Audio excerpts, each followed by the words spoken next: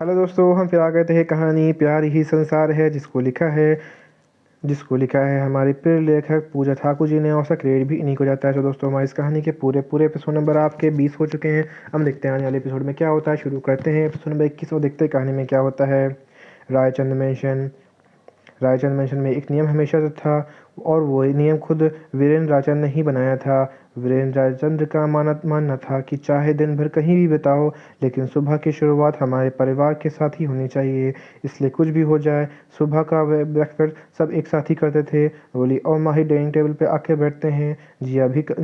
और कबीर भी आकर टेबल पर टाइम पे बैठ जाते हैं। डाइनिंग टेबल पर सामने वाली कुर्सी पर वीरेंद्र रायचंद बैठे थे। उनके बगल वाली कुर्सी पर रचना थी, और दूसरी वाली बगल वाली कुर्सी पे कुर्सी खाली थी, जिसका साफ मतलब है कि वह उनके बेटे प्रकाश रायचंद की जगह है।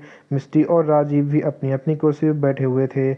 माहिर अपनी कुर्सी पर बैठ गया और रोली उसके बगल वाली कुर्सी पर बैठ गई। कबीर भी माहिर के सामने वाली कुर्सी पर बैठ जाता है, और जिया कबीर के बगल वाली कुर्सी पे। जिया रोली वीरेंद्र रायचंद को देख के गुड मॉर्निंग विश करते हैं, और फिर रचना जी को भी गुड मॉर्निंग विश करते हैं। रचना जी भी जिया और रोली को देख के मुस्कुराहट के साथ गुड मॉर्निंग वापस रिटर्न विश करती हैं। वीरेंद्र रायचंद जिया और ओली को देख के कहते हैं, तुम दोनों इस रायचंद मेंशन और रायचंद परिवार में नए सदस्य हो, इसलिए तुम्हें इस फैमिली के कुछ नियम को जानना ज़रूरी है। हमारे परिवार में ज़्यादा नियम नहीं हैं, तो तुम दोनों को जो करना है वो कर सकती हो। जैसे रहना है वैसे रह सकती हो, जो पहनना है वो पहन सकती हो, जहाँ जाना है तुम दोनों जा सकती हो। लेकिन हमारे परिवार के कुछ नियम हैं जिसका हम सबको पालन करना है। पहला, पूरा रायचंद परिवार सुबह की शुरुआत हमेशा एक साथ ही करता आया है और करता रहेगा। और दूसरा, रायचंद मेंशन में कभी कोई मेहमान भूखा नहीं गया, जिसने भी सच्चाई से मदद करी है। मदद एक रायचंद और दूसरा, रायचंद मेंशन में से कभी कोई मेहमान भूखा नहीं गया, और जिसने भी सच्चाई से मदद मांगी है, रायचंद फैमिली ने उसकी मदद की है। यह हमेशा याद रखना। चलो और सब अपना नाश्ता शुरू करो। यह कहकर वीरेंद्र रायचंद ने सबको नाश्ता इशारा करते हैं। रोली और जिया हाँ में सहलाती हैं, और फिर अपना अपना नाश्ता करने में लग जाती हैं। जब से रोली और जिया शादी होकर इंदौर से दिल्ली आए थे, तब से उन दोनों एक दूसरे से बात की नहीं थी। जिया रोली से कहीं ना कहीं नज़रें मिलाने में हिचक रही थी, और ओली अपने ही सवालों में उलझी हुई थी, जिसका जानना उसके लिए बहुत ज़रूरी हो गया था। इस वक्त भी दोनों बहनें एक साथ होकर भी साथ नहीं थी। आज तक कभी ऐसा हुआ ही नहीं कि रोली और जिया एक साथ और इतनी शांति से बैठी हों। दोनों राठौर बहनों एक दूसरे से बहुत प्यार करती थीं। ऐसा नहीं है कि दोनों बहनें अब एक दूसरे से प्यार नहीं करती, लेकिन बीते हुए कुछ दिनों से इन दोनों बहनों के बीच एक अनकही खामोशी आ गई थी। जिया ने अपना सिर उठाकर रोली को देखा, लेकिन रोली का सारा ध्यान अपने प्रेम में था।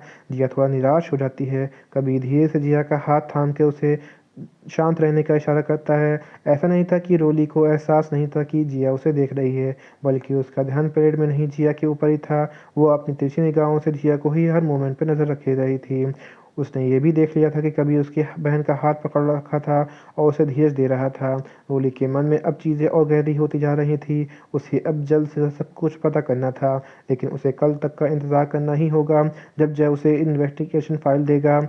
राशन परिवार नाश्ता कर ही रहा था कि तभी मेन डोर से आवाज़ आती है। लगता है हम बिल्कुल सही वक्त पे आए हैं। सर मुड़ के आवाज़ की तरफ देखते हैं तो सामने अनिका बाजार और उसका भाई आशीष बाजार खड़ा होकर सभी को देख के मुस्कुरा रहा था।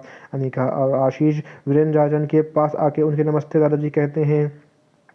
वीरेंद्र ने भी मुस्कुरा के नमस्ते, तुम दोनों इतनी सुबह, या आओ नाश्ता करो। अनिका और आशीष दोनों डाइनिंग टेबल पे वाली कुर्सी खाली वाली कुर्सी पर बैठ जाते हैं। जब अनिका की नज़र माहिर के बगल वाली रोली पड़ती है, तो उसका एक बार रोली को जान से मार देने का मन करता है। आशीष अपनी बहन के गुस्से को अच्छे जानता था, इसलिए आशीष ने अनिका कान में कहा, कोई भी ऐसी गलती मत करना जिससे हमारा प्लान में कोई नुकसान पहुंचे, वरना अच्छा नहीं होगा। अपने भाई की ये धमकी सुनकर अनिका थोड़ा शांत होती है। रोली अनिका का वह गुस्सा चेहरा नोटिस कर लेती है, और उसे याद आता है जब उसे याद आता है उसने माहिर पर इन्वेस्टिगेशन करवाई थी, तब उसे पता चला था कि एक अनिका बजाज नाम की लड़की है जो माहिर से दीवानों की तरह प्यार करती है। यहाँ तक कि उसने माहिर को पाने के लिए ऐसी चीज़ें भी की थी जो करने से पहले एक एक लड़की 1000 बार सोचती है। रोली को ये भी पता था अनिका ने माहिर को पाने के लिए ड्रग तक का इस्तेमाल किया था। ये सारी बातें याद आते ही रोली के अंदर अनिका पर बहुत गुस्सा आ रहा था, लेकिन उसे समझ नहीं आ रहा था ये गुस्सा क्यों आ रहा है। आखिर अनिका ने अभी तक तो उसके साथ ऐसा कुछ भी गलत नहीं किया था। रोली को एहसास नहीं था कि जिस गुस्से को वो अभी अपने अंदर महसूस कर रही है वो माहिर की पत्नी का गुस्सा है, जो उसके पति पर नज़र रखने वाली दूसरी औरत के लिए है। रोली अनिका से अपना ध्यान हटा लेती है, लेकिन उसका एहसास होता है कि कोई और नज़र भी उसे देख रही है। रोली की छठी इंद्री बहुत तेज़ थी, इसलिए वो अक्सर अपने आसपास होने वाली चीज़ों को ध्यान दिया करती थी और उस पर किसी और की नज़र है ये भी उसे जल्दी ही पता चल गया है। रोली को अपने ऊपर किसी और की नज़र महसूस होते ही तो रोली उसने उस तरफ नज़र उठा के सामने देखा तो आशीष दिखा, जो उसी को देखे जा रहा था। रोली अच्छे से समझ रही थी कि आशीष की नज़र उसके लिए अच्छी नहीं है और उसे आशीष पर गुस्सा भी आ रहा था, लेकिन वो शांत रहती है। उसे याद था अभी अभी वीरेंद्र रायचंद ने कहा है कि इस घर में कोई भी मेहमान भूखा नहीं गया, और इस वक्त वो दोनों भाई बहन जिस पर रोली की बहुत गुस्सा आ रहा था वो इस घर के मेहमान थे। वीरेंद्र रायचंद अनिका और आशीष से पूछते हैं, तुम दोनों यहाँ किसी काम से आए थे? आशीष, जी दादाजी, हम दोनों यहाँ कॉन्ट्रैक्ट के सिलसिले में माहिर से मिलने आए थे। माहिर जवाब देता है, मैंने कई बार तुम दोनों से कहा है कि मैं ऑफिस का काम ऑफिस में ही रखता हूँ और घर पर मैं सिर्फ अपने परिवार को ही अपना समय देता हूँ, फिर भी तुम दोनों यहाँ ऑफिस का काम लेकर आ गए। वीरेंद्र रायचंद, माहिर, ये दोनों अभी हमारे मेहमान हैं, तमीज़ से बात करो। इतने में अनिका बोलती है, तो समझ लो कि हम यहाँ ऑफिस के काम से नहीं बल्कि एक टेस्टी ब्रेकफास्ट करने आए हैं। वो क्या है ना दादाजी, आपके यहाँ खाना इतना टेस्टी होता है कि हम खुद को रोक नहीं पाते। वीरेंद्र दादाजी हंसने लगते हैं। माहिर की नज़र जब आशीष की तरफ जाती है तो आशीष उसकी ही पत्नी को एक तक स्माइल से देख रहा था। माहिर अच्छे से जानता था कि आशीष बजाज किस तरह का इंसान है और वो लड़कियों को कैसे खिलौने की तरह इस्तेमाल करता है। माहिर को इस वक्त आशीष पर बहुत गुस्सा आ रहा था कि उसकी हिम्मत भी कैसी हुई उसकी पत्नी को ऐसे दिखने की। माहिर अगर इस वक्त डाइनिंग टेबल पर बैठा नहीं होता और उसके दादाजी सामने नहीं होते तो वो आज आशीष की आंखें ही निकाल देता। जब उसने देखा कि रोली आशीष की नज़रों को अनकंफर्टेबल हो रही है तो माहिर अपना गुस्सा काबू नहीं कर पाया और गुस्से में आशीष को पुकारा। माहिर के ऐसे खुद पे गुस्सा दिखते हुए करते देख के आशीष बजाज थोड़ा डर जाता है। वह जानता था माहिर वैसे तो बहुत शांत किस्म का इंसान है, लेकिन जब उसे गुस्सा आता है तो वो शैतान बन जाता है। इस वक्त आशीष को माहिर की आंखों में एक जानलेवा शैतान नज़र आ रहा था। उसने जल्द रोली से अपनी नज़र हटा ली और नाश्ता करने पर ध्यान देने लगा। जब रोली ने देखा कि माहिर के डर से आशीष ने उस पर अपनी नज़र हटा ली है, जो उसे बहुत अच्छा लगा। रोली माहिर के थोड़ा करीब आके उसके कान में कहती है, थैंक यू सो मच। रोली को अपने इतने करीब देख के ही माहिर बेचैन होने लगा। जब रोली की वो गर्म सांसें उसके कान को छू रही थी तो उसे अपने कान में गुदगुदी महसूस हो रही थी। रोली का ऐसे करीब आना माहिर के लिए किसी टॉर्चर से कम नहीं था। जहाँ माहिर का ये हाल था वहीं रोली कुछ एहसास भी नहीं हुआ कि उसकी छोटी सी हरकत माहिर को कितना बेचैन और खुश कर गई है। लेकिन वहाँ कोई और भी ऐसा था जिसका रोली और माहिर का ऐसा एक दूसरे के करीब आना बर्दाश्त नहीं हो रहा था। अनिका को इस वक्त रोली को बहुत गुस्सा आया और उसने अपने भाई की वार्निंग को भी नज़रअंदाज कर दिया। उसने गर्म सूप का बाउल रोली के हाथों पे गिरा दिया।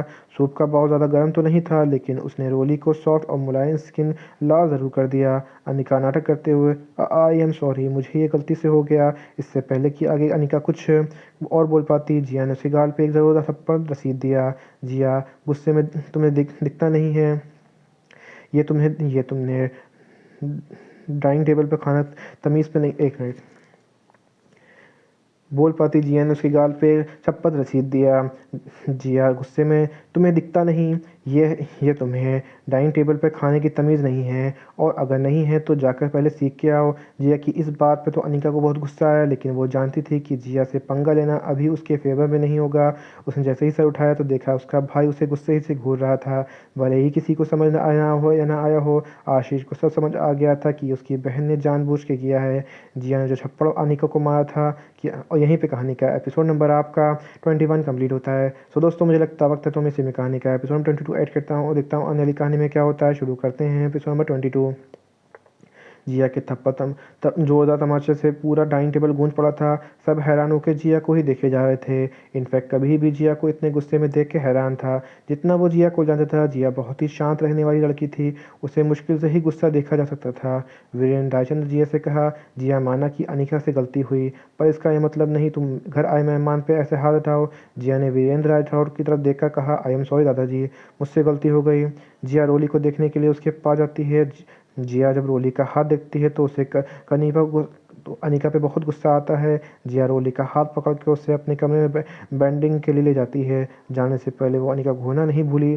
जिया और रोली को डाइनिंग टेबल का जिया और रोली को डाइनिंग टेबल से जाने के बाद अनिका और आशीष को घूरते हुए देखता है। जैसे उसे अनिका और आशीष बहुत गुस्सा आ रहा था, क्योंकि पहले तो आशीष ने उसकी रोली पर अपनी गंदी नज़र डाली और फिर उसकी बहन अनिका ने रोली का हाथ जला दिया। माहिर, तुम दोनों यहाँ क्या किसी काम से आए थे? चलो स्टडी रूम में चल के बात करते हैं। आशीष और अनिका माहिर की आंखों का गुस्सा साफ देख सकते थे। वो दोनों समझ गए थे कि उन दोनों ने अपनी हद पार कर दी है और जो सोच के आए थे उसका उल्टा ही कर दिया है। जिया रोली को लेकर अपने कमरे में आती है, रोली को साफ सोफे बैठा देती है और खुद फास्ट लेने चली जाती है। जिया दवाई लेकर रोली के पास बैठती है, उसका हाथ थाम के हल्के हल्के हाथों से आइनमेंट लगाने लग जाती है। जिया साथ ही साथ रोली के हाथ को फूंक भी मार रही थी ताकि रोली को ज़्यादा जलन न हो। इन सब में एक चीज़ अच्छी हुई थी, जो कुछ बीते दिनों से बहनों की अनचाही से दीवार खड़ी हो गई थी, वो आज इस वाक्य से दीवार गिर गई थी। रोली जानती है कि जिया उससे बहुत प्यार करती है, यह उसकी आंखों में साफ नज़र आ रहा था।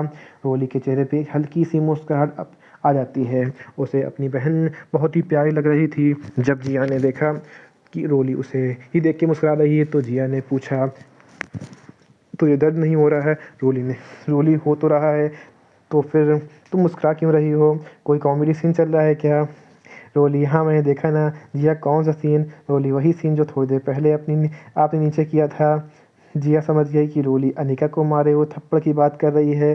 जिया बात को बदलती है और रोली से पूछती है, रोली एक बात बता, यह लड़की अनिका बजाज है ना, जिसके बारे में तूने मुझे शादी से पहले बताया था कि वो माहिर जी को पॉजिटिव लेकर बहुत पॉजिटिव है और हर जगह उसका पीछा करती रहती है। तूने मुझे ये भी बताया था कि इसने माहिर जी को पाने के लिए अपने कपड़े तक उतार के माहिर जी के सामने नेक होकर खड़ी हो गई थी और फिर माहिर जी ने अनिका को धक्के मार के अपने कमरे के बाहर फेंक दिया था, जबकि उस वक्त तक माहिर नशे में था। रोली, हाँ ये वही अनिका बजाज है जिसके बारे में मैंने आपको बताया था। जिया, तो फिर इसने जो किया था ना आज जिया, तो फिर इसने जो भी किया था ना आज कोई एक्सीडेंट नहीं था, उसने जानबूझ के तेरा हाथ जलाया था। मुझसे गलती हो गई और मुझसे तो गलती हो गई, मुझे तो उस अनिका को एक और थप्पड़ मारना चाहिए था। रोली हंसने लग जाती है। जिया, हंस मत, वैसे तूने वह इन्वेस्टिगेशन मेरे लिए करवाई थी जहाँ, लेकिन देख इसमें तेरा ही फ़ायदा हुआ। आफ्टर ऑल अब तुझे ही तो उस मुसीबत को झेलना है। रोली समझ जा गई थी कि जिया उसे किस मुसीबत की बात कर रही है। जिया ने रोली को जले हुए पे बैंडेज कर दिया था। रोली कमरे में चारों तरफ देखती है तो उसे अपनी बहन के कुछ सामान कबीर के सामान के साथ दिखता है। रोली जिया के मन में जानने के लिए जिया से पूछती है, दी आप बड़ी जल्दी सेटल हो गए? जिया, इसका क्या मतलब है इसका?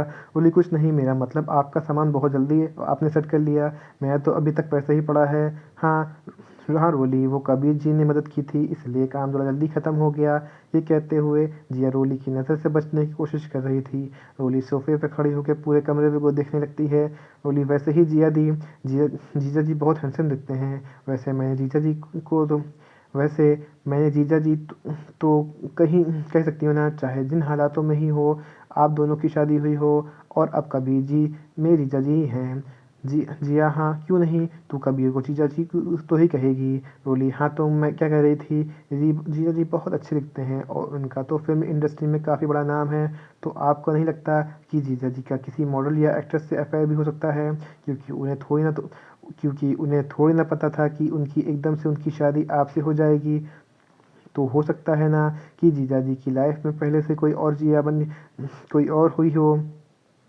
जिया बिना सोचे झट से बोल देती है, नहीं कबीर की लाइफ में कोई नहीं है। जिया के ने इतने कॉन्फिडेंट के साथ ये बात कही थी कि रोली को अब तक शक अब तक जो शक था उसके दाल में कुछ काला ही था। उसकी बहन इतने हक के साथ इतने यकीन के साथ कह रही थी कि उसके पति का किसी और के साथ कोई अफेयर नहीं हो सकता, जैसे वो दोनों सालों से एक दूसरे को जानते हों।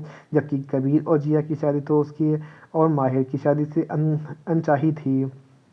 जैसे जिया का एहसास हुआ कि उसने जल्दबाजी में क्या बोल दिया, तो उसने बात को संभालते हुए रूली से कहा, कल रात को हम दोनों ने काफ़ी देर तक एक दूसरे से बात की थी और एक दूसरे को समझने की कोशिश की थी। तब कबीर ने बातों ही बातों में मुझे बताया था कि उस लाइफ में कोई लड़की नहीं थी, इसलिए उसने इस शादी के लिए हाँ कर दी। रोली, ओह तो ये बात है, अच्छा ही है कि आप दोनों एक दूसरे से बात करके पहले ही चीज़ों को अपने लिए सुलझा लिया है। रोली, अच्छा तो मैं चलती हूँ, मेरे हाथों की बैंडी भी हो चुकी है, मैं अपने कमरे जाकर थोड़ा आराम करना चाहती हूँ।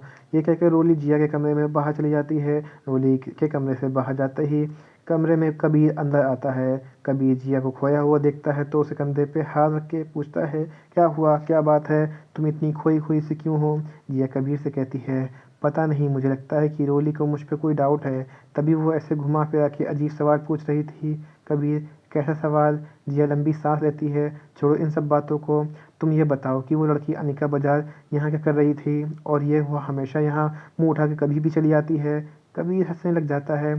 क्यों क्यों हंस रहे हो? जिया पूछती है। जिया तुम्हें अनिका के जिया तुम्हें अनिका से इतनी प्रॉब्लम क्यों है? यकीन मानो, मेरा अनिका के साथ कोई अफेयर नहीं था। जिया, मुझे पता है, लेकिन उस अनिका की नज़र हमेशा तुम्हारे बड़े भाई माहिर पे रहती है ना। कबीर चौंक जाता है। तुम्हें कैसे पता? मैंने तो कभी तुम्हें इस बारे में कुछ नहीं बताया। जिया, मुझे बहुत कुछ पता है, और ये सब मुझे बताया था कभी, लेकिन रोली को कैसे पता चला? जिया मुस्कुराते हुए, मैंने तुमसे कहा था ना, मेरी बहन कोई आम लड़की नहीं है। जब मेरी और माहिर जी की शादी होने वाली थी तभी रोली ने माहिर जी की सारी इन्फॉर्मेशन निकाली थी, ताकि फ्यूचर में मुझे कोई प्रॉब्लम ना फेस करनी पड़े।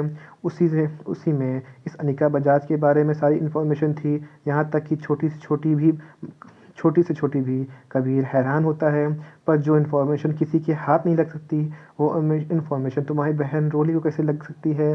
जिया हंसते हुए, मैंने कहा था ना, तुम रोली को नज़रअंदाज करने की गलती कर रहे हो। कबीर सोचने लग जाता है कि वाकई उसने रोली को काबिलियत को कम समझा है, क्योंकि जो लड़की माहिर रायचंद की सारी इन्फॉर्मेशन निकलवा सकती है, वो लड़की कोई सिंपल सी लड़की नहीं हो सकती। माहिर के स्टडी रूम में माहिर मेन चेयर पर बैठा हुआ था और सामने अनिका और आशीष बजाज दोनों की विजिटिंग चेयर पर बैठे हुए थे।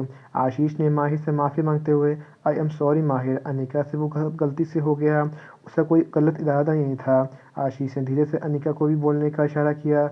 अनिका भी आशीष की बात दोहराते हुए बोलती है, हाँ माहिर, आई एम सो सॉरी, मैं रोली को हर्ट करना नहीं चाहती थी, वो तो गलती से मेरे हाथों से बाउल स्लिप हो गया। माहिर बस चुपचाप इन दोनों भाई बहन को देख रहा था। अनिका और आशीष दोनों समझ पा रहे थे कि माहिर के दिमाग में आखिर अभी चल क्या रहा है। यहीं पे कहानी का एपिसोड नंबर आपका 22 कंप्लीट होता है। सो दोस्तों, आपको एपिसोड नंबर 22 कैसा लगा हमें कमेंट करके ज़रूर बताइए। कहानी को ऐसा अंश ऐसा भाग जो आपको समझ में ना आया हो, आपको और पता लगा हो, तो भी हमें कमेंट करके ज़रूर बताइए। कहानी अच्छी लगी तो उसको लाइक कीजिएगा, शेयर कीजिएगा, चैनल को सब्सक्राइब करिएगा, ताकि आपको हमारे आने वाली अगली वीडियो अब तक आसानी से पहुँच सके। सो दोस्तों, हम फिर मिलेंगे एक नई वीडियो के साथ, एक नए एपिसोड के साथ। अब तक के लिए मुझे इजाज़त दीजिए। धन्यवाद दोस्तों।